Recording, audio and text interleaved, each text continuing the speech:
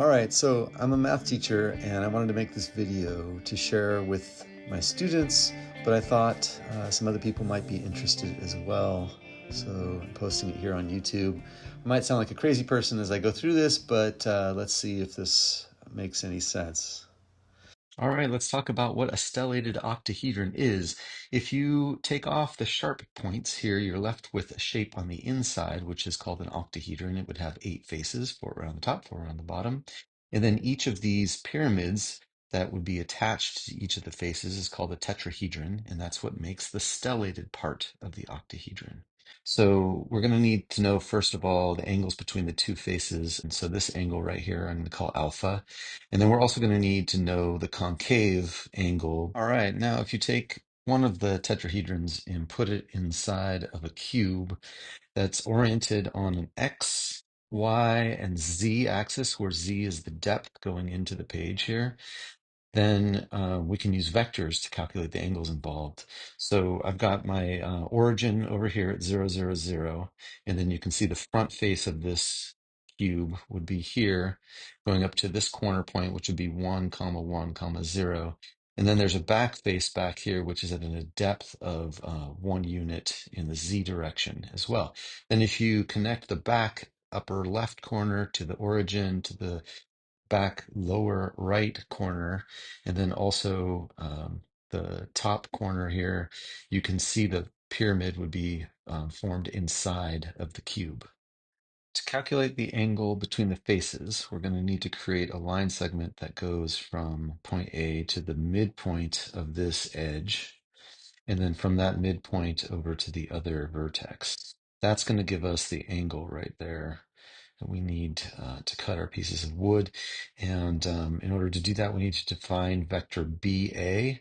BA is the opposite of vector OB, the origin to point B, and then add the origin to point A, or you could just simply go in the x direction going -1/2, in the y direction you're going +1/2, and the z direction you're going +1. So it would be -1/2, 1/2, 1. Same conversation about getting BC, so I won't go over that. And then the angle between the two vectors is defined by the inverse cosine of the dot product of the two vectors divided by the magnitude of the two vectors. And we could prove that, but that would be for another video. So then the dot product is all these calculations up here in the numerator. The magnitudes is basically just the Pythagorean theorem used to calculate each of these lengths. And then that simplifies down to 1/3, which was kind of surprising that it was such a nice number. And then you do the inverse cosine and you end up with about 70.5. All right, now that we know the angle between the two faces is 70.5 degrees for angle alpha, we need to find angle beta. Well, it turns out that this angle is equal to alpha. Even though it's inside of the stellated octahedron, it's still going to be 70.5 degrees. So that means that alpha and beta are supplementary, so we can get that beta as 109 degrees. Now, the saw can only tilt between 0 and 45 degrees. So 0 would be perpendicular or straight up and down, making a 90-degree cut. But as you rotate it over, it'll only go 45 degrees to the left. It's perfectly fine for some of the pieces. This is for the concave piece. That's this angle beta between these two faces. And this is an isosceles triangle in here. So these two base angles are congruent to each other.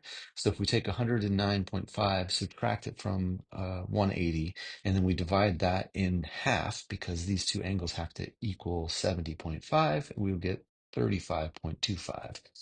Well, it turns out that for the stellated pieces where the angle is acute between the two faces, that's the angle alpha, I'm going to have to cut the pieces vertically, which was a tricky thing to do on the saw, and I'll explain that when we get to the table saw.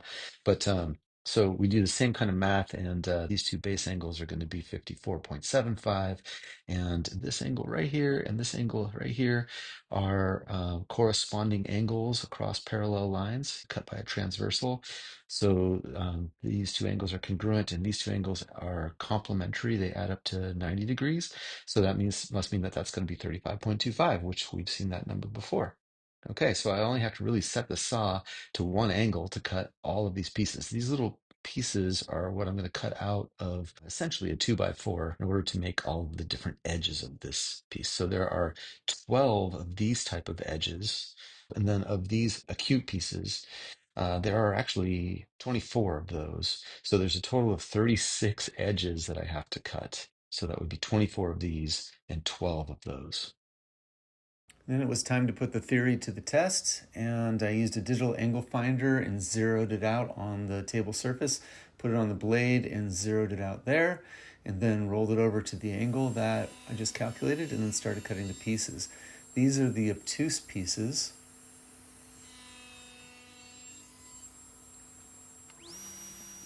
And these are the acute pieces. There's 24 of these. And I had to use a sacrificial fence. That is the piece of wood you see me cutting it against. It had to cut it at an angle in order to cut these really steep pieces.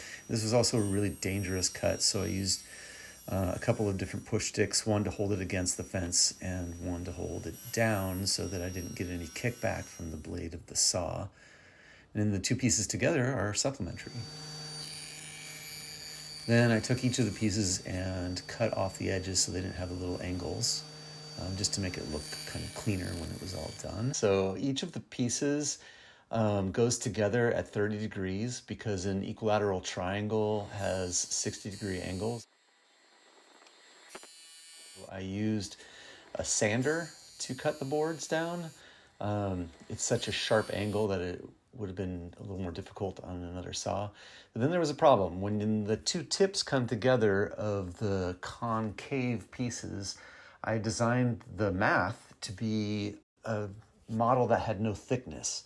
So unfortunately, the acute angles, the math was to the outside edge, and for the obtuse angles, the math was calculated to the inside edge.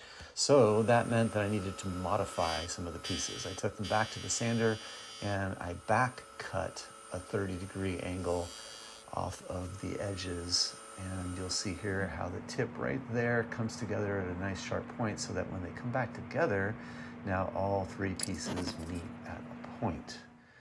I had all the pieces made and started putting it together.